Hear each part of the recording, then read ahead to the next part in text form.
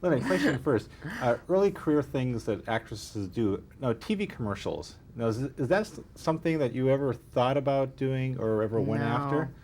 No, I actually, I went from a pre-law degree in college and studied an acting program for 6 months, and then the first audition I went to was for a movie called Vision Quest, and I got the part. Now, wasn't there an actress making a small appearance in that movie who kind of wanted your part in the Madonna film? wanted my part, and I kept saying, take it, because I'm not happy.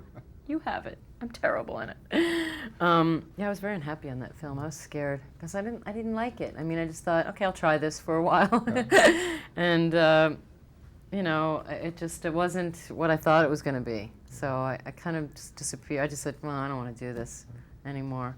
So yeah, my first experience as an actor was a starring role in a movie. So it's a different perspective than somebody who's working their way up. I kind of worked my way backwards. Working on a story when actors turn down movies, and like hindsight is always 20/20. Meg Ryan turned down Silence of the Lambs. A lot of actors have turned down. She did? Yeah, a lot of films. Did you turn down a movie with Robert De Niro and a Tom Cruise movie also at one point? Yeah, well, yeah, they were interested in me for, I don't know the name of the movie now.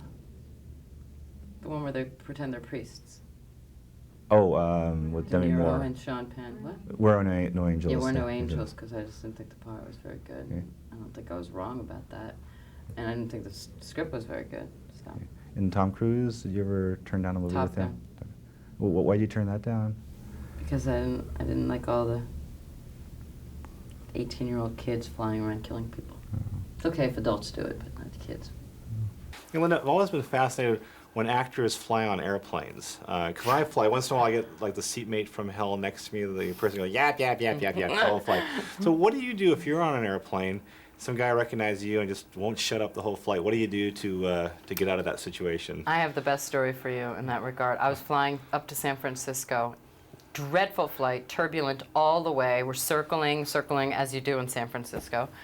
And one of the co-pilots came out of the cockpit, and I'm thinking, oh my God, he's coming out here to talk to us. We're going to crash. I just know it. I can see it in his eyes. And he kept getting closer and closer to me. And finally, he just pulled out his logbook and said, Miss Fiorentino, can you sign my book? And I went crazy. I started screaming at him. I just said, get back in that cockpit and fly this plane. When we land safely, you can have your autograph, and not before then. So I had to yell him back into the cockpit. So that's what happens to me on airplanes.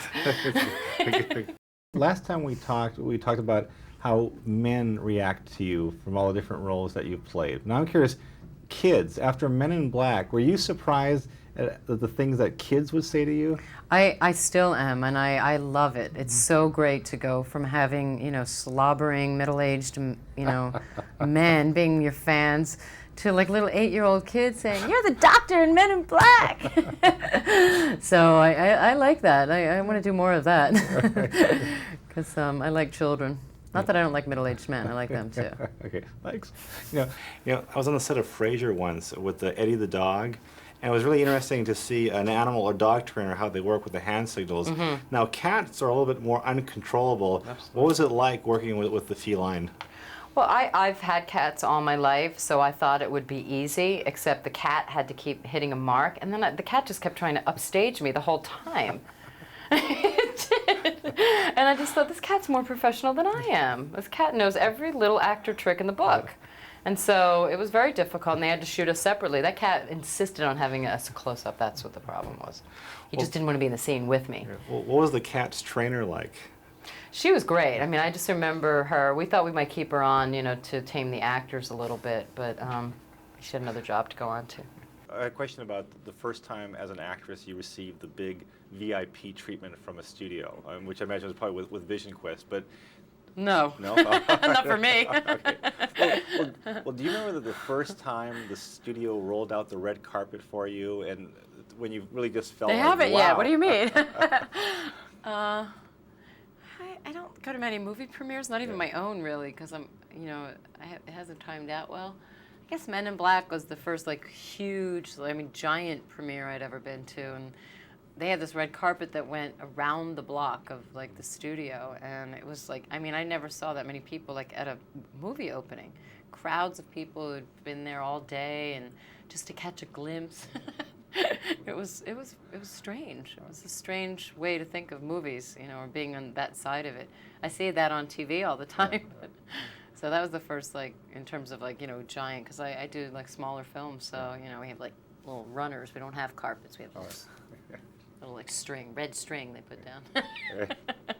Now, you always struck me as a woman that, you know, was very comfortable hanging around with the guys. I didn't realize that you played poker. Now, what happened with you and Barry Sonnenfeld? I don't play regularly. I only play when I know I can win.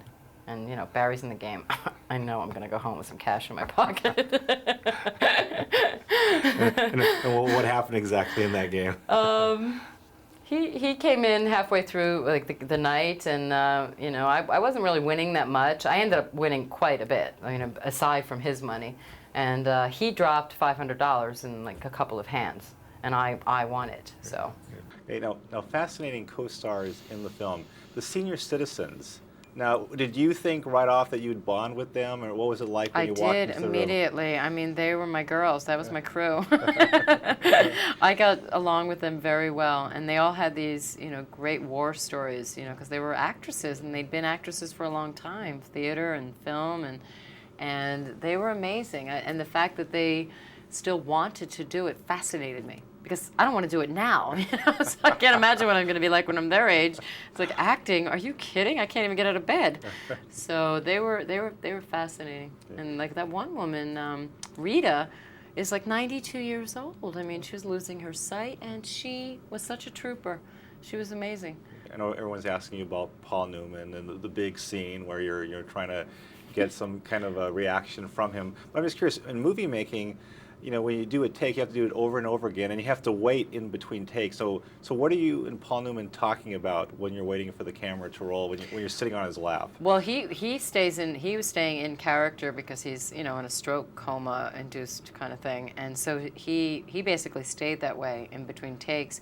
And for me, it was, you know, it was funny because I had to, every time I did a take, I realized nothing was happening, and I kept trying to do more, and it was great. I really didn't have to act in the scene because he was playing his part so well that he really was in a coma-like state. So no acting required there.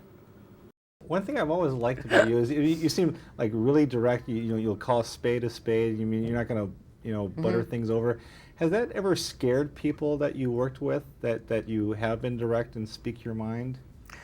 Virtually everyone, I would imagine, except for people like me, which mostly are actors and directors and writers. You know, it's, you know, we have to be able to, you know, have a point of view. Otherwise, I don't know, it's not worth it, is it? Nothing happens. Nothing happens without a point of view. Yeah.